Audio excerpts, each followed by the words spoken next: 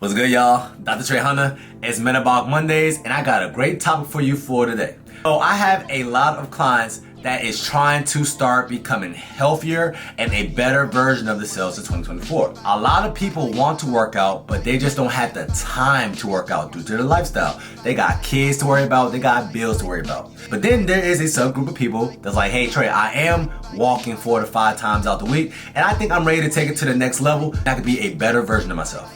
So today, what we're gonna cover is the difference between zone 2 cardio and about zone 4 cardio, why you want to start pushing yourself in the gym when it comes to your cardio, and here's some tips so you can make sure that not only you are getting healthier and stronger, you're gonna have a better brain as well.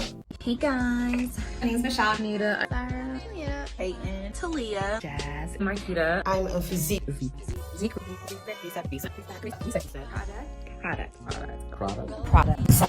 Period. You love to see. So first things first, you gotta think of your body like a machine. If one thing is working optimally, 9 times out of 10, the whole entire system's gonna work optimally. But if the starter's not working, just say like in a car, then your whole car is not gonna work. In order for a car to start running, it needs a starter. Just like you can't start a fire with your hands. You need at least some sticks or a fire starter. The same thing applies with your body. Your brain controls every single mechanism in your body. It controls when you're hungry, it controls when you're sad, it controls how hard a weight is, everything. But a lot of people don't pay attention to their brain health. They're just thinking about how they look from the outside in. But there are so many benefits that comes with you having a healthier brain. The only way you can get a healthier brain is if you choose to work out. I don't care how much word puzzles you do. I don't care how much Sudoku you do. When it's all said and done, the thing that helps your body grow and helps your brain grow is you moving your body. So let's say you're just walking around the house. Let's say you're just cleaning. You're kind of lackadaisical. When you are doing that type of movement, you are actually doing some form of zone 2 cardio. This is a type of cardio where your body doesn't require as much energy. Therefore, because it doesn't require that much energy, your body's just gonna use body fat. This is called an aerobic exercise. An aerobic exercise means with oxygen. And you're able to breathe comfortably, then that is a zone 1 to zone 2 cardio. But now, let's say you're in the gym, and let's say you're on the treadmill, and you're like, you know what? I feel good today. My joints feel pretty good. Let me go ahead and turn the speed from 3.0 to 5.0. Now you're in a little jog, right? And you could talk to somebody right here, but you're kind of huffing and puffing now. Now you're pushing the anaerobic threshold.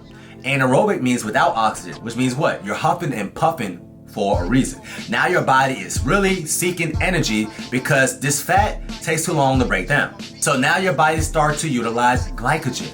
But then there's another form of cardio that actually really benefits the brain. And that is when your body starts to produce lactic acid. Lactic acid is the thing that you feel when you're doing the 10th rep and you start feeling the burn, or let's say you're on that jog and now you're about to approach a mile and now you staring at the time and you're like, dang, my legs is about to give out. That is lactic acid. That's your body, that's your muscles letting your brain know that, hey, we might need a little bit more adrenaline to push us through this workout. Also, your muscles cannot keep up with the demand that you're doing to it. That's why your body's trying to produce a little bit more energy, and it can do this from lactic acid. If you're comfortable, your body's burning fat. Right now, my body's burning fat. If I start to get in a nice little brisk walk, then I can burn a little bit of fat, but then my body's gonna burn a little bit of glycogen, okay? And that is stored up carbohydrates.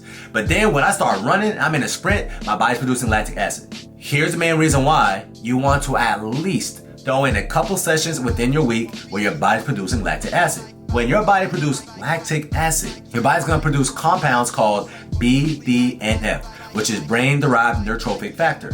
And this is like miracle growth for your brain. It helps your brain with the survival and the growth of new neurons. And you already know that neurons is the thing that helps you stay smart and help your brain do all the tasks that you require it to do.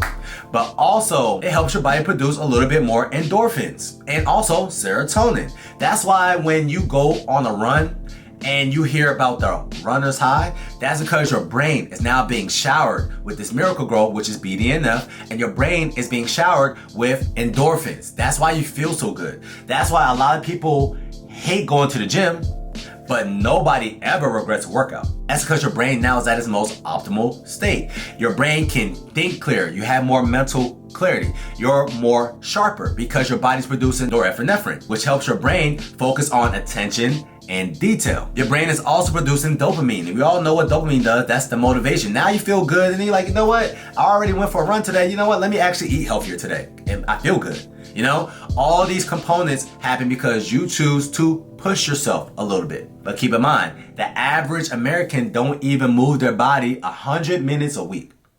100 minutes a week is less than, 20 minutes a day. You know? So if anything, if you're trying to make sure that you're on this earth as long as possible, just try to move your body intentionally. Not, I'm walking around Walmart and I had to go shopping, so I move my body. No, I'm talking about you throwing on your headphones and you are going for a walk and you're attempting to work out for 30 minutes a day. That's all I'm requiring you and asking you to do. But not only your body's producing more BDNF, now your brain is going to be more malleable, which means what? Now you can pick up things a little bit easier. That task seems like it's a little bit more efficient that day.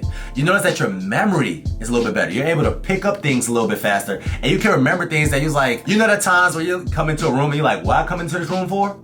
You notice that happened less. But that's because your brain is at its most optimal state because your brain is actually receiving some lactic acid.